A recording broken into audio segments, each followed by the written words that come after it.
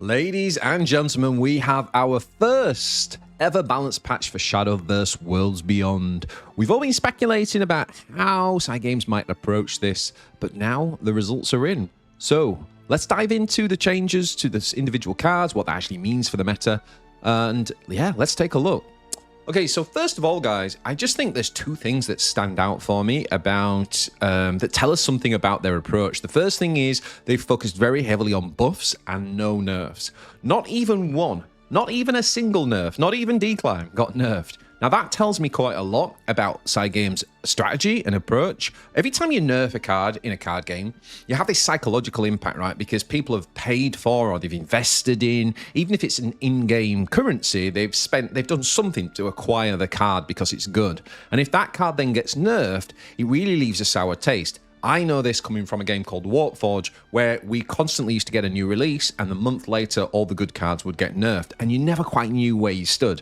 So clearly, Zwei Games are going to need to be pushed quite heavily in order to make a change. Now, the second thing that really stands out for me about this particular balance patch is that they haven't just tweaked stats, right? They are actually prepared to rework a card or to make more fundamental changes than just, you know, oh, I'll increase the attack by 1 point. So again, that's really, really interesting. If an archetype's not working properly, we can probably expect in future balance patches that they won't be scared to rethink the way a card works. So with that said, let's dive into the changes. Now, there are 4 major changes, guys. The first one is Lu Feng from Dragoncraft. And Lu Feng has basically come down in cost reduction. It used to be 4 play points, now it's only 3. They have kept it as a 3/3, so obviously these are like the standard stats to play on 3. But the big thing with Lu Feng is that it is one of the 2 ramp cards in the game. Now, how do I think this is going to play out? Of course, there are many, many situations where the changing cost are going to incrementally impact the game. For example, you know, when you're going first, you can't Evo Lu Feng until turn 5. Now you can play this, and you could play a Mega Lorca to come on, and essentially that makes a turn 5 Evo Lu Feng and a Mega Lorca quite a powerful turn 5. That's kind of up there with the, you know, the standard turn 5 kind of swing cards.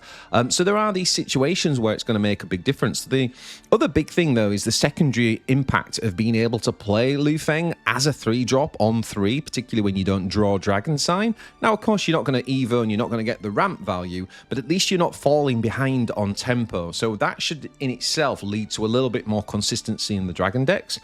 I'm still a little bit sad about the change in the sense of I kind of was hoping that they would make the ramp element of Lu Feng more significant, which it isn't, right? You still need to Evo to get it, and so regardless of how much it costs, the turn that you can play on an Evo is exactly the same, and that depends obviously if you're going first or second.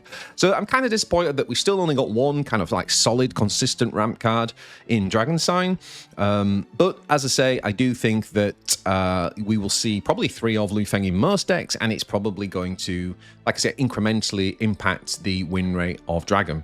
Next up, we've got Liam Crazed Creator. I'm really excited to see this change, actually, because I always felt that Liam was just not good enough. I just felt like at 10 play points, it was just falling behind the curve. Like all the other classes had something on 9 that could sort of be at similar power level. And also you've got things like Orcus, which is on 8, and we didn't really have a kind of 9-drop follow-up. And I do think that Liam is going to make a massive difference, actually, to the puppet decks, and really it's going to be quite a scary end game now. I think we might well see... imagine playing against Spell Boost, for example. I think you can close games out now before they hit their turn 10 crazy combos, right? So I'm really excited to test this.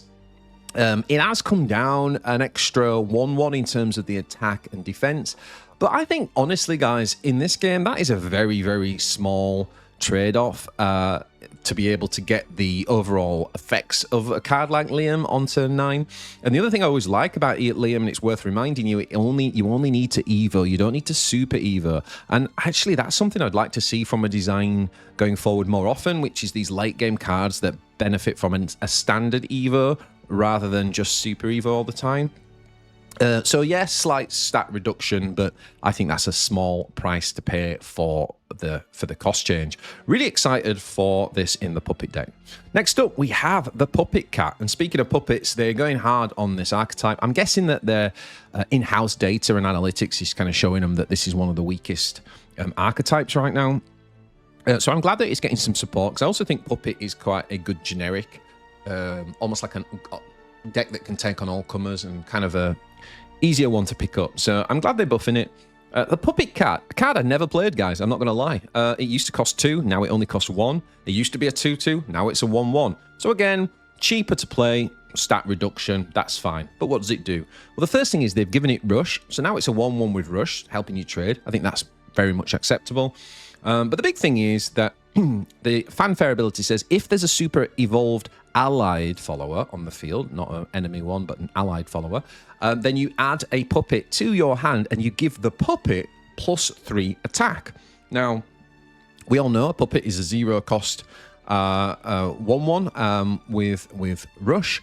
But importantly, when you've got cards like Orcus in the deck, which obviously turn those puppets into having Storm, that basically means you've now got a 4 attack puppet in your hand. And of course, if you played something like Noah afterwards, you could buff it even further. And so what this means is that the reach from Orcus is going to be insane now. Instead of the kind of standard 8 damage that Orcus would do, then you're kind of like looking at 11. And I think, the possibilities are endless, right? In terms of how many of these do you have and how much can you buff it and all the rest of it. But even if you just take one of these in your hand with that +3, making this guy do 4 attack on the turn it comes on with Orcus, then it's another piece of the puzzle. And even if you don't use it for Storm, right, it's still a 4 attack rush unit. So for one player point, you've got essentially 4 damage removal in hand, which is also very, very strong. So I think Puppet Cat is going to be a really solid choice as well for the Puppet deck, and I think we're going to see that in the Puppet decks going forward. And speaking of which, we have the 4th and final change to the kind of constructed decks, and this is Zwei. I'm really glad they touched this card because it wasn't quite there.